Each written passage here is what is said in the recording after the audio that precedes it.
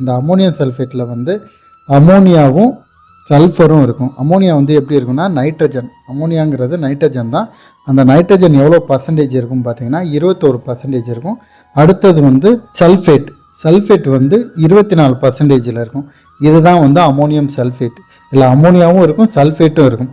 இதை வந்து எப்படிலாம் பயன்படுத்தலாம் அப்படின்னு பார்த்தீங்கன்னா, நீங்கள் எந்த உரத்தோட வேணாலும் கலந்து போடலாம், அல்லது வந்து தனியாகவும் போட்டுக்கலாம்.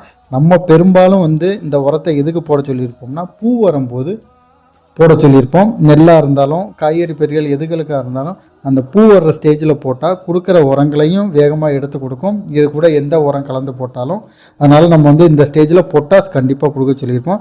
ஏன்னா எக்கனாமிக் பார்ட் டெவலப்மெண்ட்டுக்கு வந்து கண்டிப்பாக பொட்டாஸ் போடணும். அதனால தான் வந்து அமோனியாவையும் பொட்டாஷையும் கலந்து போட சொல்லியிருப்போம். இந்த அமோனியா வந்து போட்ட உடனே டக்குன்னு கரைஞ்சி பயிர் எடுக்கக்கூடியது.